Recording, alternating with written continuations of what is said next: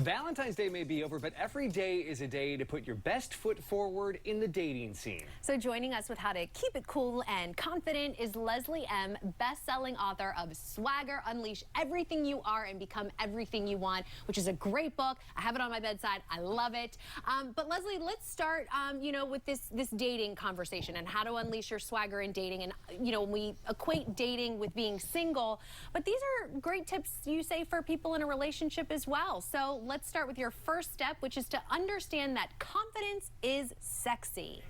Yeah, if you're walking around doubting everything about yourself, it actually puts a doubt in other people's minds about you. So if you're interested in someone and you kind of meekly go, I'm wondering if maybe you would want to spend time with me or whatever, they're gonna be like, yuck, But if you say, hey, I'm interested in you and I'd love to spend time with you. Are you interested in spending time with me? At least they understand that you're in it, you're committed, that you want to do it. It's the same thing with being too self-deprecating or too self-effacing when you're in a relationship. It's not sexy. You got to own your stuff. That is sexy when you own your stuff. Own your stuff, and that also means being who you are, and you say we should be who we are from the get-go. Oh, yeah. You know how everybody tries to put this sort of false front forward when they first meet somebody, thinking that that's what's going to be attracted to them. If they perceive me as perfect, they're going to like me more. Problem is that we are not perfect, and eventually that persona is gonna fade and shift a little bit. And then if the other person doesn't actually, love and appreciate and respect what's underneath, you've invested all this time, and they don't actually want the real you. So you have nothing to lose and everything to gain by just saying, hey, this is the real me. If you like it now, you're going to like it later. If you don't like it now, no harm, no foul. You do you, boo. I'm going to do me. We're going to go our separate ways. It's all good.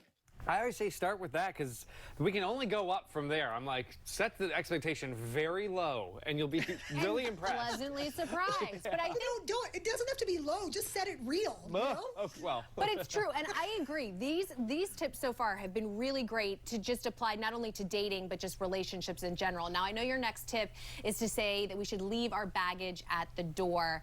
What about for people that are still carrying around all that baggage?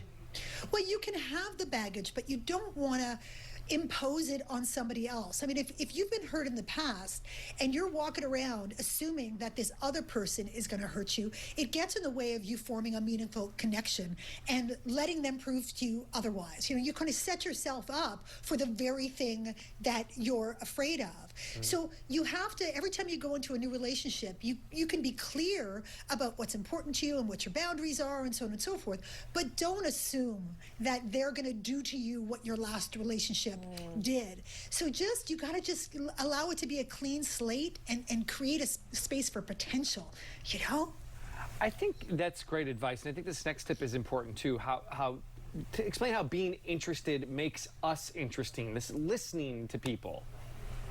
Very often people at the beginning of a relationship, they go in like they're a freaking CSI detective. They start forensic accounting. They want to know everything about your life and what kind of money you make and all the rest of it. It's like, whoa, okay. Now, it's one thing to ask questions. It's another thing to grill someone. We want to be interested in the human being. And being interested means asking questions that are thought-provoking and that are sort of challenging, but really will tell you a lot about someone. Like, if you could live anywhere in the world, where would it be? If there was one moment in your life that you would want to have a do-over on, what would that be? All of those questions are really going to give you insight into someone else, and then really listen to what they have to say, because that's how you're going to get to know the real them. So good. And then finally, your last step you say is the most important. So what is that? Hey, if you can't love yourself, how the heck someone gonna love you? That's as the great RuPaul Charles has said. You have to, if you have not done the work on yourself, and you're trying to find happiness in relationship, you're going to be disappointed time and time and time again. So if you haven't really spent the time to get to know yourself and to appreciate and respect all the perfectly imperfect, wonderful, quirky, amazing things that you are, Stop, do not enter relationship, do not pass go, take a second, get some therapy, do something. And once you get that you are the prize, you really are, because you are the prize. You know, we are all human and beautiful and amazing and unique. Only then will you be able to find the person who is right for you and who's going to accept all the things that you've learned to accept about yourself. But you can't expect somebody else to accept the things about you that you have not accepted about yourself. It's just not realistic. But we have to love, I think the biggest thing that people miss on this sometimes is they don't love their flaws. You have to accept your flaws and those kinds of things to really love yourself. yeah. Right. And that's what you want. Loving yourself doesn't just mean all the good things. I mean, like, I'm perfect, I'm beautiful, come get me. It all. And if you are having trouble finding your swagger, you got to check out Leslie's book. Thank you so much. I'm really great beautiful stuff. and flawed. Love You me. are perfectly imperfect, baby. All of you. You're gorgeous and fabulous and messy and beautiful. We have to go. Love the RuPaul reference. Thank you so much. Take care, guys. All right, we are heading around town to McLean, where I recently visited